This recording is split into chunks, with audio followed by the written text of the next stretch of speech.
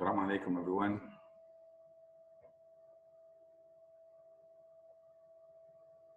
How are you doing? إن شاء الله تكونوا بخير أنتوا وأهلكم.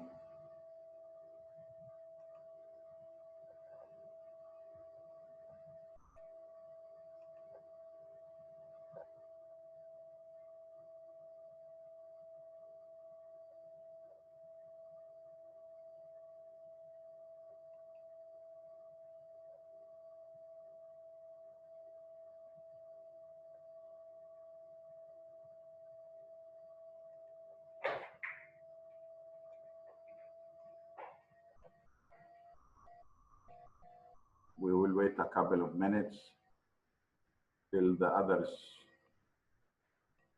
join the session, then we will start, inshallah.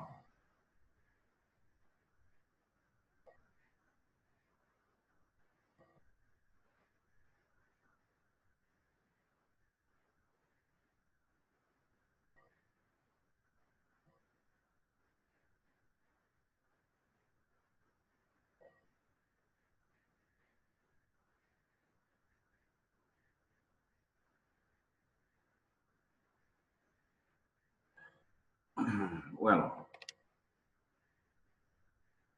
what we are going to do today, we are going to start talking about the themes of Othello. I have to admit that they are not only themes, but they are questions, big questions, much more than a lesson to learn. And this is why we can say that these are the main questions of Othello. In other words, what are the reasons behind writing Othello?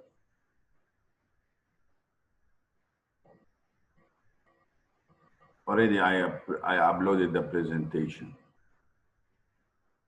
Iman, أنا already أيوه قدامك.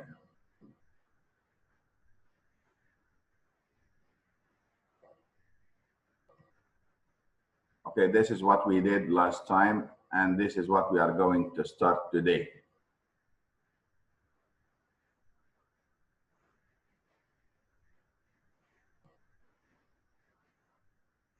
So, although I'm entitling them as themes, but I'm saying that they are big questions.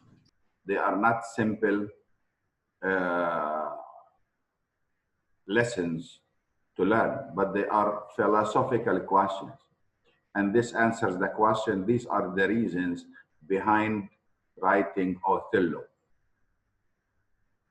This is what William Shakespeare wants to convey, or what we call it, this is the thought of the tragedy of Othello.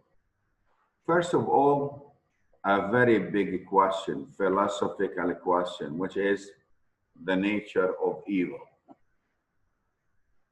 Or in other words, appearance and reality. What is this question? That evil does not show itself as evil, but it will always have a complete appearance different from its own reality. Again, that evil forces, they usually conceal themselves, hide themselves behind the appearance of honesty, behind the appearance of honesty, behind the appearance of a friendship, behind the appearance of goodness. And this is why we say that this is the nature of evil. So anyone who might think that the evil, they usually show their motives, they are mistaken. They are mistaken. The evil, they never tackle any human being. They are never access a human being with the intention of showing themselves as evil. But they usually show themselves as being good, as being honest. So what is the meaning of honesty as it is revealed in uh, uh, in uh, in Othello?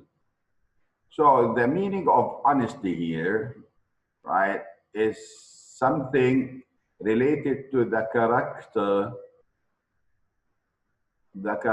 of Iago.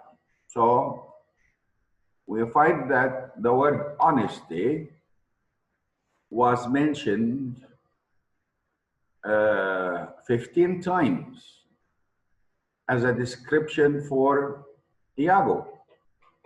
Although we as an audience, we know that he is not honest and he doesn't intend any kind of goodness to any person around him. So honesty, or the word honest, emerges as a key word in the scene, in the play. It is a term laden with irony, laden full of irony. Why? Because, right, we know the nature of Iago. Iago represents the devil. Despite he represents the devil, but everyone calls him honest. Just imagine that you have a poor student in your class, and everyone knows that she is a poor student and she hardly succeeds in her own classes. And then uh, once by cheating, she managed to got high marks. And the teachers started to take an impression that she is an excellent student. And all teachers, they deal with her as being excellent student. How would you feel? You will feel ironical. Why? You will feel sometimes even angry. Why? Because this is not the truth. The truth that she is poor student and she cheated and she got high marks because of cheating. And everyone in the class knows that she is a cheater. Yet, this is not what the teachers know. The teacher's perception of her as being excellent. And then other students will feel bad about it. And this is the feeling of the audience about the word honesty or honest in Othello. Why? Because everyone calls him honest, you feel angry. Why? Because people are not able to see the truth, which is one of the questions that many people, they are not able to see the truth. They see the opposite. And this is the difference between appearance and reality, the seeming and the being. And this is the nature of the evil. The evil always looks good, always looks honest, always looks attracting. And after you get involved into the evil, you will discover how ugly it is. So it is a term laden with irony and a constant reminder of the dramatic irony inherent in Iago's dealings. What do I mean by the constant reminder of a dramatic irony? That we as audience, we know the truth, but the other characters, they don't know. We know more than the characters, and this is a dramatic irony. So none of the characters in the play have any idea of Iago's plans and evil intentions. Look at this. Othello and Cassio, on one hand, right, are especially innocent of this knowledge. They trust Iago. They think that he is a good friend. He wants what? He wants their own goodness, right? He advises Cassio, go to this domina and let her ask Othello to bring you back to your job. And he tells Othello, I don't want you to be cheated. I know women more than you. And both of them are idiots.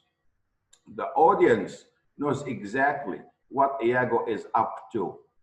We, as audience, we know, and is able to see his deception for what they are. We can know his own intentions.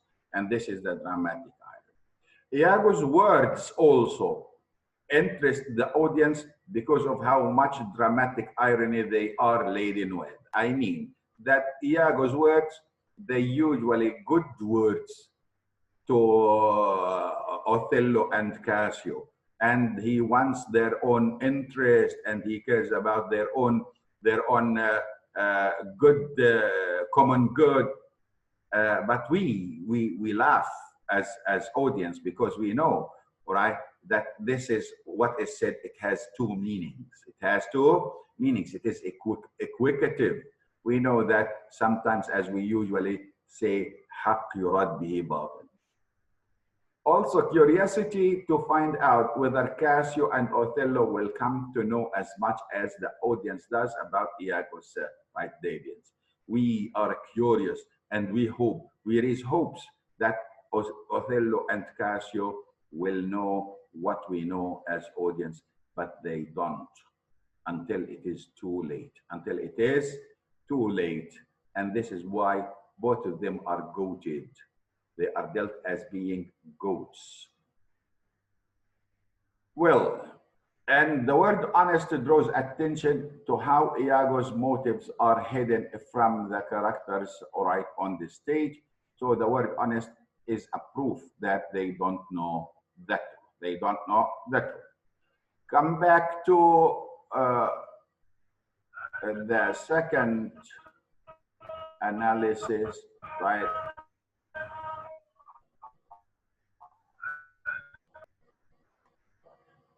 So nature of evil. The second one is the society's treatment of the outsider, or what we call it, discrimination. Sorry, alhamdulillah. Society's treatment of the outsiders. This is another question, big question of Othello, is discrimination. You see, Othello is the leader of the army of in Venice. He's the only hero among them, and he's the one who's protecting them. He is the one who goes against the forces of the Turks, right, for the sake of the Italians. Yet they don't respect him. They consider him as a mercenary. They look down at him. So everyone, when he got married to this Demona, they never approved his marriage to this Demona. Yeah, you work as a mercenary, but you don't become part of our own family. Yeah, you are used to work as an army man, as a military man, but for the payment that we pay for you, not to become one of us. So we have lots of discrimination inside the right Othello, in which the Venetian society, they are dealing with Othello as being an outsider who doesn't belong to the society. Well, the question is actually can be divided into two items. The first item, is this the treatment of the society to Othello? This is the first part. And the second part, or this is the treatment of William Shakespeare himself to the strangers. In other words, can we accuse William Shakespeare being discriminative, or is it only applies to the Venetian society? Many people, they said that it is the work of the society and it has nothing to do with William Shakespeare. William Shakespeare tried to portray the question as is, but yet we can say that the Europeans, they have this discrimination till today. We cannot accuse William Shakespeare of being discriminative or a racist. Although he was accused, right, as being a racist against the Jews in the Merchant of Venice.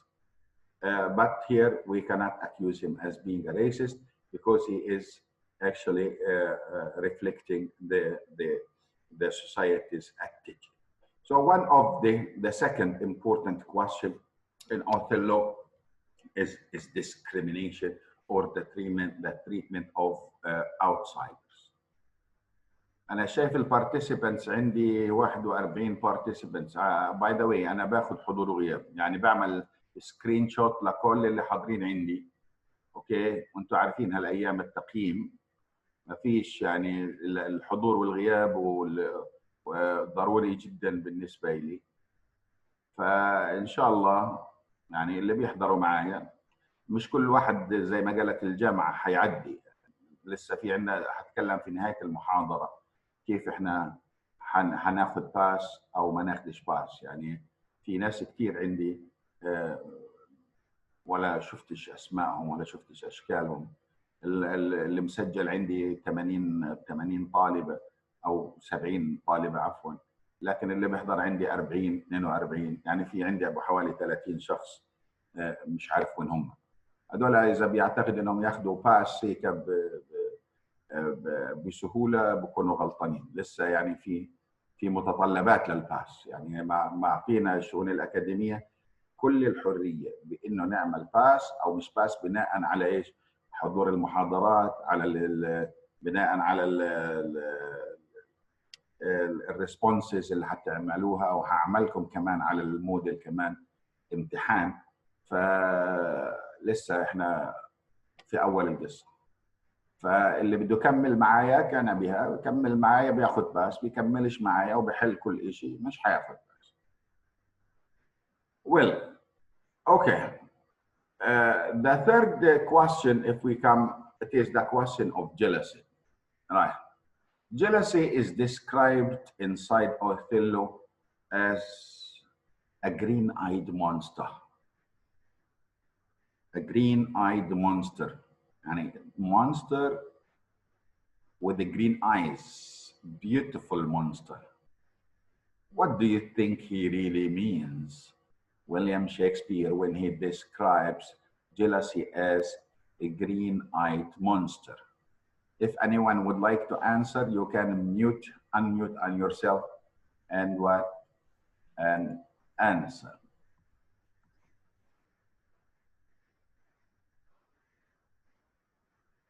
Anyone? Hello? Jealousy is a green-eyed monster. What does it mean?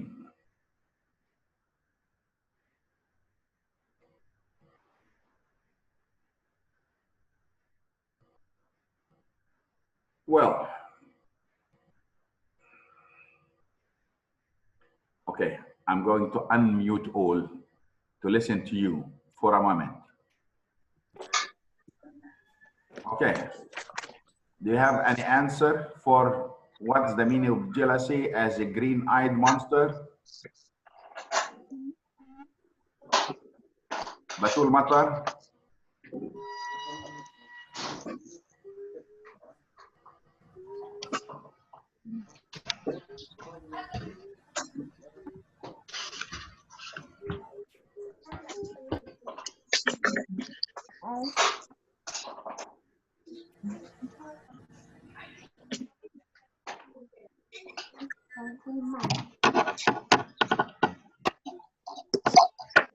Batul?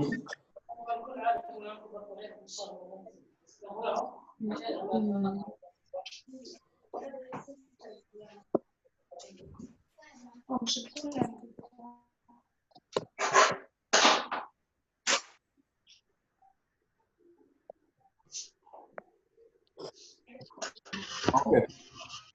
If there is no one to answer,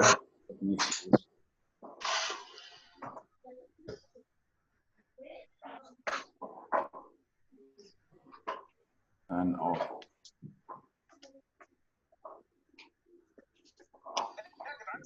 I can hear you, right? The connection is unstable here. Okay, ماشي الحال. Okay.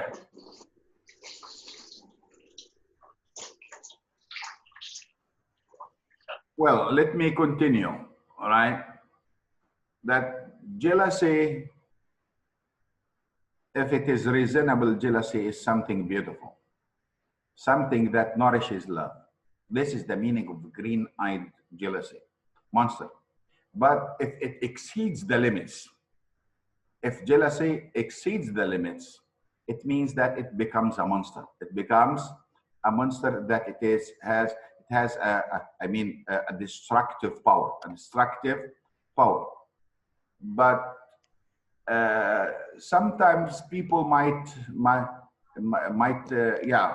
as Zaina Murtaja said, reasonable jealousy is healthy, but severe jealousy is fake. Thank you, Zaina. This is good. Right. This is the actual meaning. This is the actual meaning of of the green-eyed monster. And therefore, we don't advise the severe jealousy, because if someone is jealous for all reasons and for whatever reasons, they are actually destroying their marital life.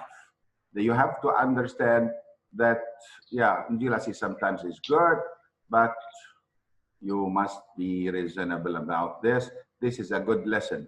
This is not a big philosophical question. This is, a lesson for the future and for the present of everyone. Well, the following one, which is women. Women is actually a very big question in Othello. Why? Because we have two major women inside Othello. We have Desdemona and we have Emilia. And we have views of women. Iago's view of women and Othello's view of women. What I'm saying that the dominant view is Iago's view. Why? Because he manages to convince Othello of his view about women. So how women are portrayed, although they are good, according to our knowledge, both Emilia and Desdemona, they are good characters. But one of the famous quotations about women in Othello is what is said by Iago. Okay, he says about women this quotation: "You are pictures out of door, bills in your parlors, wildcats in your kitchens, saints in your injuries, devils being offended." This is actually a very, very good quotation that it shows how he sees women. He sees them that they are, when you go out of the door, when you are outside of the house, you are beautiful pictures.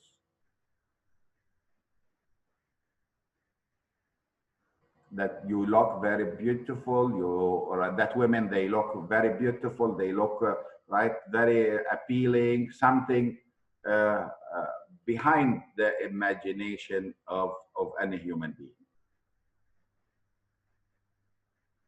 Bills in your parlors, which means that when you are at home, you are very nagging, like the bills, very nagging inside the house. In the kitchen, you behave like wild cats. You don't allow anyone to get into the kitchen.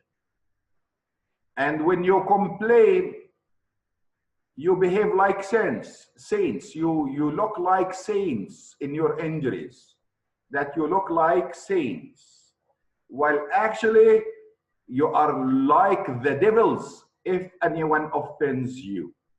So saints, or like angels, whenever you are complaining, or you are complaining about anything, but actually when you are offended, you become devils. So he deals with women as having two levels, that from when they are outside, they are beautiful pictures out of door, but inside the house, they are very nagging. In the kitchen, they are wild cats, They are saints, look saints when they complain about something, but actually when they are offended, they are the devils. They are the devils. So the question is this true? Well, this is true for someone like Iago, This is how Iago sees women. To him, they are not important. Not important at all. He uses them as what? As baits for his cowardly motives. Desdemona is actually a casualty of war, collateral damage. He doesn't care if she dies or not. And when his wife tells the truth about him, Emilia, he doesn't hesitate. He stabs her with his sword. He kills her. He doesn't mind at all. And therefore, like to Iago, we say that he is evil, yeah, and this is why he sees women evil. So we cannot, overgeneralize his own point of view. But the question is the speaker here, right, Iago or William Shakespeare? Right? Something else about the fear, thinking low of women. This is the opinion of what? The opinion of Othello. Although she is a beautiful, Desdemona, a beautiful girl who loved him, sacrificed everything in order to become his own wife, yet, right, he considered her as what? As easy to betray him. This is what we call it thinking low of women. So women, like another question, like in Hamlet, this question is a very big question. The women here are being looked upon as if they are devils, they are troublemakers, they look innocent, they look beautiful, but actually they are devils or wild cats, and this is a kind of anti-feminism. To add more, right, to this, how does he feel about women?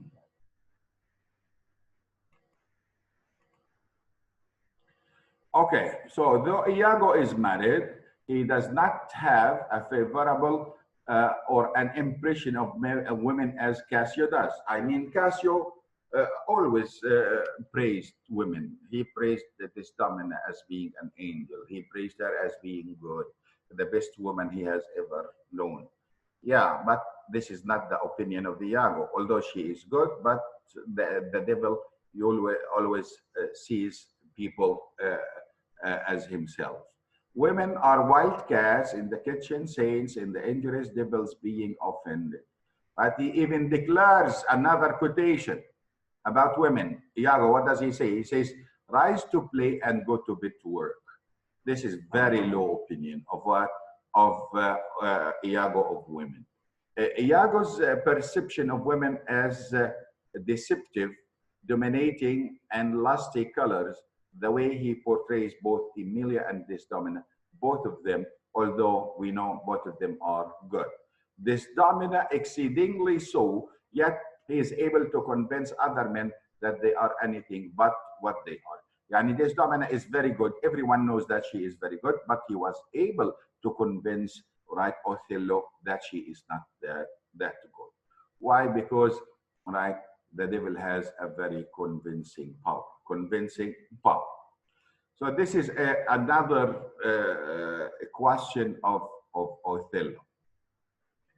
Well, what we can say now that by here we will stop the analysis of Othello and we will start, inshallah, reading quotations from Othello. So next time on Tuesday you start with your box, because I will bring quotations, and from these quotations I'm going to explain them from the text, while you are online. Regarding the new strategy of passing or not passing, I want you now to start sending your responses to Othello. So I'm on the Facebook, of course, and I'm going to give you another response after you finish Othello, and after we finish the I mean, reading the quotations, you will have another response. And also your attendance is very important to me. And you will have, a quiz on the Moodle. Maybe will be 40 items or 30 items that you need to answer them on the Moodle. And if you attend, if you send your own responses on time, and if you answer the test, you will pass. If not, you will not pass, right? So those who would like to attend our group from now on, they will not, all right, be part of our own group. يعني اللي حتى الان اللي انا جاني امبارح 10 او 15 بنت بدهم ينضافوا على المجموعه، معناته لا هم باعتين الريسبونس الاول ولا الريسبونس الثاني ولا كانوا يحضروا ولا بيعرفوا اي حاجه عنها، هذول مش حينضموا للمجموعه ولا حيعرفوا ايش راح يصير عندنا will not pass. I recommend them to withdraw. يعني اللي مش حتنضم للمجموعه من هالقيد وطالع تسحب، والا she will not pass. She will not pass لانه خلاص المجموعه تسكرت خالص. فاللي اشتغل من معانا من لنا ثلثين يعني الفصل واحنا بنشتغل وبنحضر المحاضرات كان بهم. اللي مش حاضر معانا او لسه من اليوم وطالع بدها تنضم لمجموعه الفيسبوك بدري عليها، اللي اتذكرت امبارح اتذكرت، ففيش حد حينضم للمجموعه، وانا بنصحهم يسحبوا الماده. they will not pass. الان زي ما حكيت لكم في عندنا ريسبونسز، اوكي، الريسبونسز والحضور والغياب اللي انا باخده باي سكرين شوتس، هاي اللي موجوده عندي 47 بارتيسيبنت الان، اوكي، باخذ سكرين شوتس، باخذ الاسماء كلها اللي موجوده عندي. بس في ناس كاتبين لي جالاكسي، هذول مش عارف من هم، اوكي، يعني في ناس مكتوب عندي جالاكسي وجالاكسي 1 وجالاكسي 2، هذول المفروض يعدلوا اسمائهم عشان اعرف، اوكي، يعني في عندي جالاكسي جي 5 ب 2016 مش عارف مين هي هذه، اوكي، لازم تعدل اسم عشان اعرف